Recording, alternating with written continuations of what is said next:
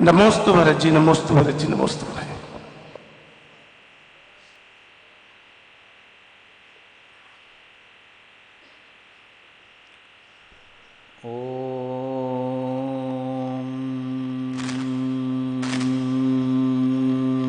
नमः सिद्धेभ्यः।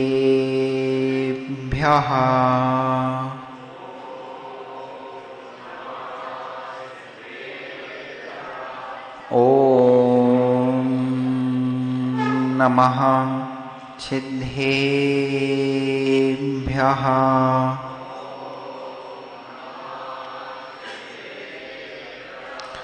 ॐ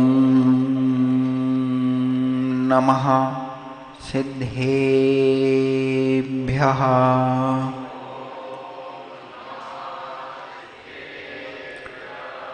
नमः श्रीवैद्यमानाय निर्धूतकलिलात्मने सालोकानां त्रिलोकानां यद्विद्यादर्पणायते।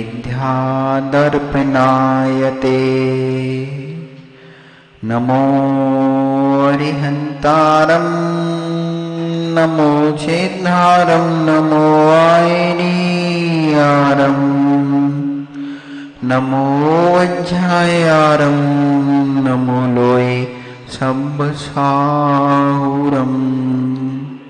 अनंतानंत सिद्ध परमेष्ठी भगवान की, 1000 आदिनाथ हनुमान की, 1000 नेमिनाथ हनुमान की, वर्तमान शासक नायक महावीर स्वामी भगवान की, आचार्य गुरुवर विशुद्ध छादय जी महाराज जी, पूज्य मुनिवर आदित्य छादय जी महाराज जी,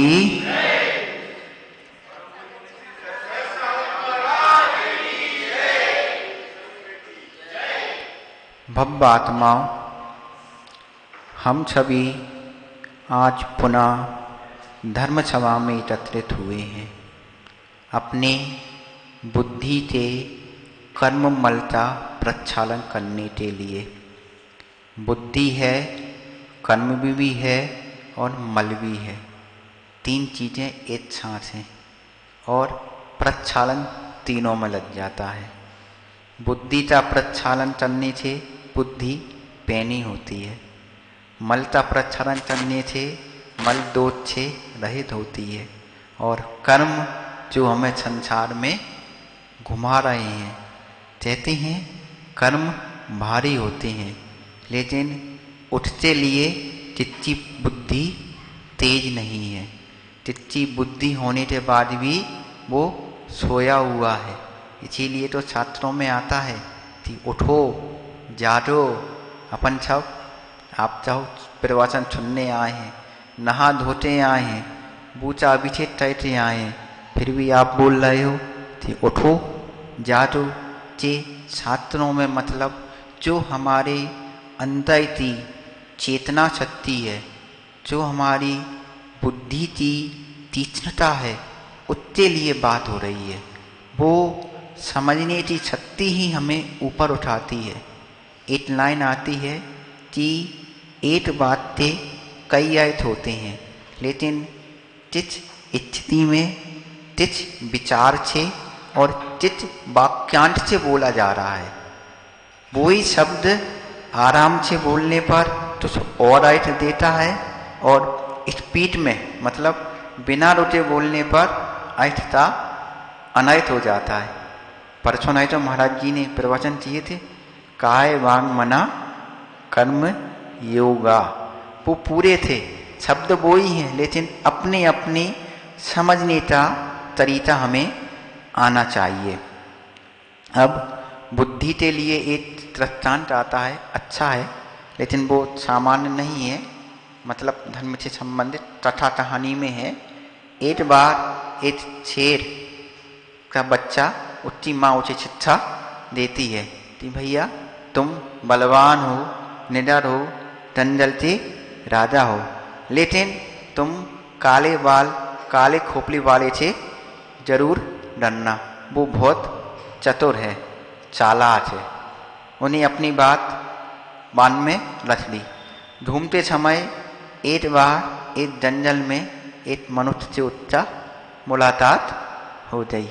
जैसे ही उसने मनुष्य को देखा, जंगल की तरफ भागना शुरू कर दिया, और मनुष्य ने शेर को देखा, मनुष्य भी भागना शुरू कर दिया। दोनों विपरीत दिशा में भाग रहे हैं।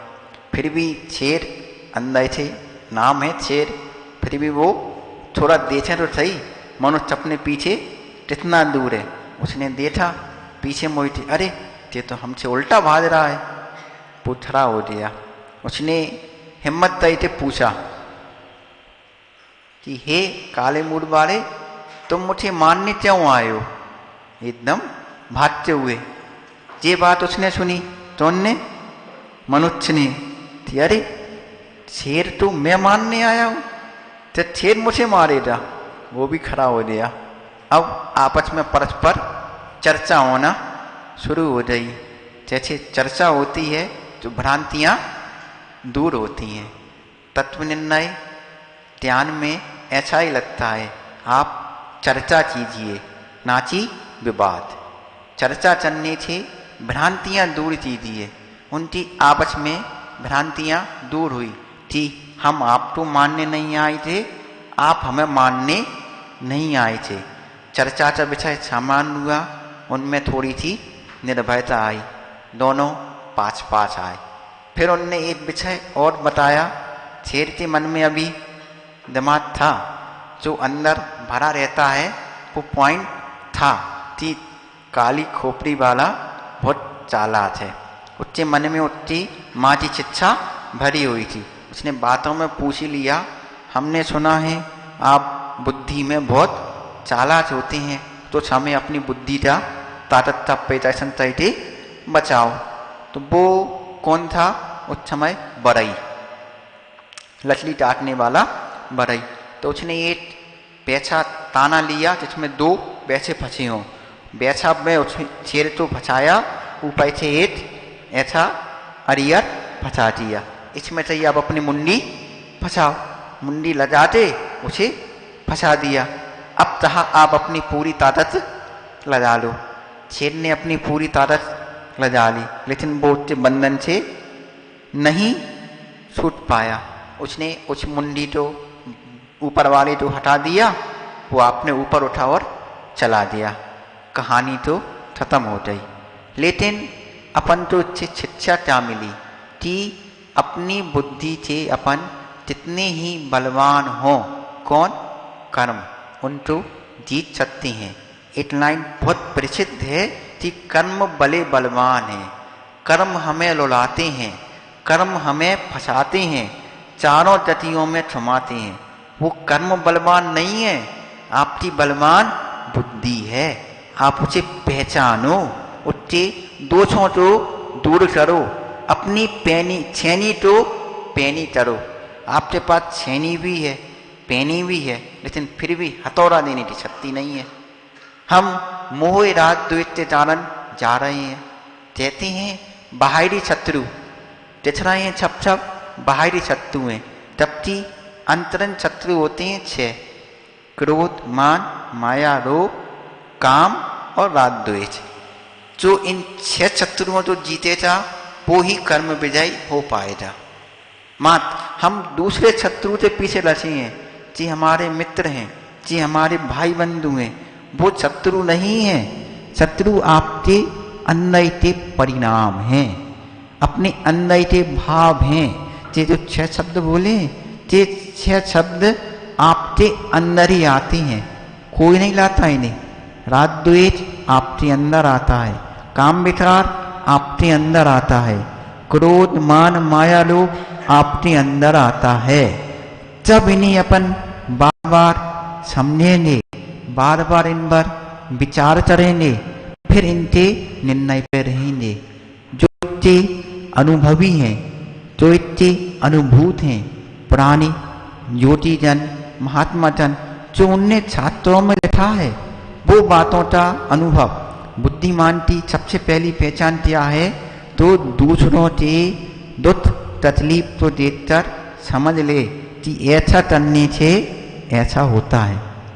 जो हजारों सालों के अनुभव से उनने लिखा है, आप तो पढ़ने से समझ में आ रहा है, फिर भी नहीं मान पाते, नहीं मान पाते। जितना ही कह लो कि ऐसा करने से दोष होएगा, लेकिन फिर भी अपनी प्रबलता नहीं आती। एक लाइन और आती है कि परिणामों की विशुद्धता से अंतर आता है, काय में? कर्मों की निजरा में। हर व्यक्ति एक ही बात तो सुनता है, लेकिन उसके अंदर के परिणाम, अंदर की विशुद्धि जैसी है, वैसे उसके कर्मों की निजरा होती है। तत्वाय सूत्र 9वें अध्याय में एक सूत्र आता है, सम्यक रच्ची श्रावत वीरतानंद वियोजत समचोप समकोप छीन मोह दशाय सम्यक निजरा त्रमसो संशय निजरा। मतलब वो ही बात, वो ही सुनने पर सम्यक रच्ची श्रावत की निजरा अलग हुई थी, संयत सतमें स्थान पर थी मुनि थी अलग हुई थी, दर्शन मोह छीन मोह छपट्टी निजरा अलग हुई थी, 13वें दुनिस्थान पर थी जिन अरहंत जिनकी निजरा अलग हुई थी। एक ही क्षण है, एक ही शब्द है, एक ही काया में आप बैठे हो, लेकिन कर्मों की निजरा में असंख्यात चुनी अंतर आ रहा है। क्यों? क्योंकि उनने अपनी अपनी बुद्धि को प्रबल किया है। हम अपनी बुद्धि को प्रबल करें, अपनी परिणामों में विशुद्धता लाएं, अपनी शक्ति का मान का दुरुपयोग ना करें। सबसे ज़्यादा पुण्यता दुरुपयोग करके हम पुण्य के स्थान पर पाप कमा लेते हैं। जैन धर्म में कहता है आप जो कुछ भी मिला है आज वो पुण्य के उपयोग से, पुण्य के सद्भाव से मिला है, आप जानते हैं, लेकिन उसीदा दुरुपयोग करके आप पुण्य की तरह पाप कमाते हैं। वो रास्ता ऊपर जाने का था, उसी रास्ते से आप नीचे उतर जाते हैं। सीढ़ी का उदाहरण आता है, सीढ़ी ज्ञानी के लिए ऊपर ले जाती है, अज्ञानी के लिए नीचे गिरा देती है। हम सीढ़ी को पहचाने, अपने आप को पहचाने, अपनी बुद्धि को आगे बढ़ाएं। एक लाख उदाहरण और आता है कि मुर्दे के हाथ में कोई हथियार है, लेकिन वो चला सकता है? नहीं, पूरा निष्फल है। इसी प्रकार हम बार बार जिनमानी सुनते हैं, जिनमानी के महत्व को समझते हैं, अपने ज्ञान को जानते हैं, मतलब हम ज्ञानी की श्रेणी में आते हैं, और फिर भी ज्ञान का उपयोग ना करें तो हम मात्र मुर्दे के समान हैं। ज्ञान रूपी हथियार से अपनी रक्षा करो, चाहे थे संसार से परिभ्रमण थे। ज्ञान से अपनी चेतना को, अपने अशुभ भावों को, अपने विचारों को पहना करो। बोलो भगवान महावीर स्वामी की जय।